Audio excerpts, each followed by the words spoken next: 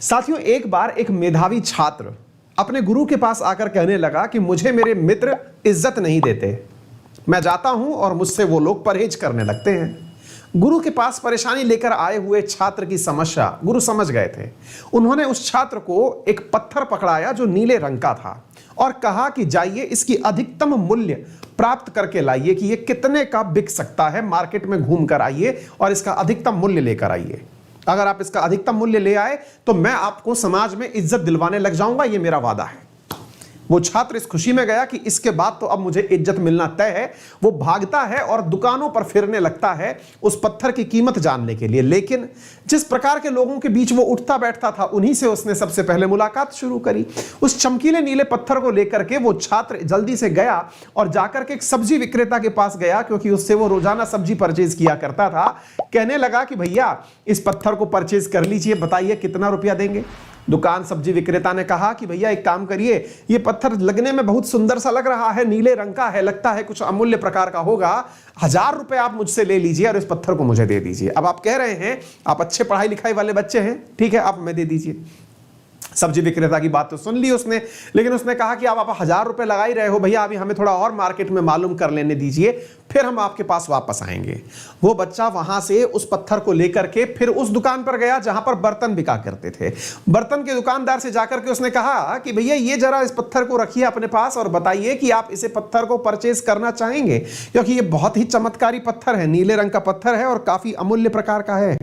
दुकानदार उसकी बातों से प्रभावित था, मानता था कि बुद्धिमान है, इसलिए साथियों उसने उसे कहा कि ये चमकीले पत्थर को मैं आपसे 10,000 रुपए में परचेज कर सकता हूं।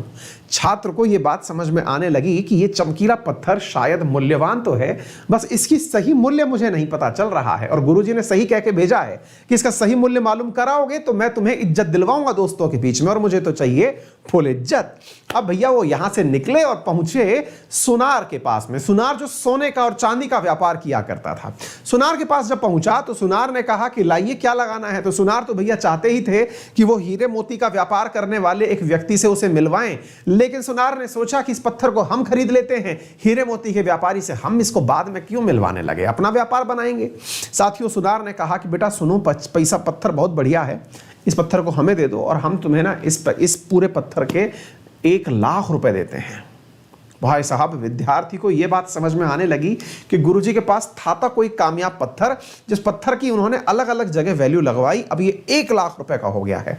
छात्र की क्यूरोसिटी बढ़ने लगी। उसने पूछा कि जब ये सुनार इसका इतना पैसा लगा सकता है तो हीरे मोती का व्यापारी तो इसका निश्चित ही कोई बहुत बढ़िया वैल्यू लगाएगा। भागा भागा गया उस व्यापारी के पास जो कि हीरे मोती का ही व्यापार किया करता था। पहुंचा और जाकर कहने लगा कि भैया जरा इस पत्थर को देखिए और बताइए ये कितने का है, कितने का परचेज करेंगे।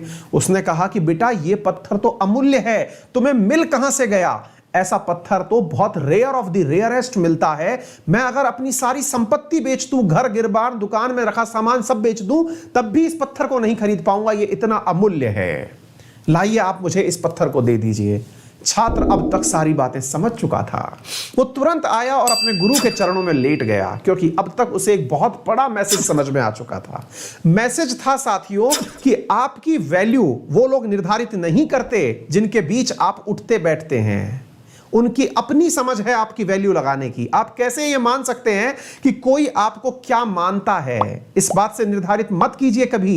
जिनके बीच आप उठ बैठ रहे हैं हो सकता है कि वो आपके टैलेंट को पहचानने लायक ही ना हो, क्योंकि साथियों सोने की असली कीमत सुनार जानता है, हीरे की असली कीमत एक हीरे मोती का व्यापारी जानता है। आप कितने होनहार हैं यह आपका शिक्षक जानता है, तो आप क्यों दुनिया की बातों से प्रभावित होते हैं?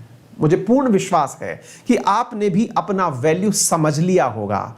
आपकी वैल्यू साथियों कोई अन्य की वैल्यू से निर्धारित नहीं की जा सकती। आप अपने आप में अमूल्य हैं। हर जगह के लिए एक सिंपल सिद्धांत है कि एक ट्रायंगल के अंदर एक ट्रायंगल सेट हो सकता है, एक स्क्वायर में एक स्क्वायर सेट हो सकता है, तो क्यों एक स्क्वायर को ट्रायंगल में सेट करके अपना मूड खराब करना? सदा सकारात्मक रहिए और सब्सक्राइब करिए अंकित इंस्पायर्स इंडिया को। Thank you.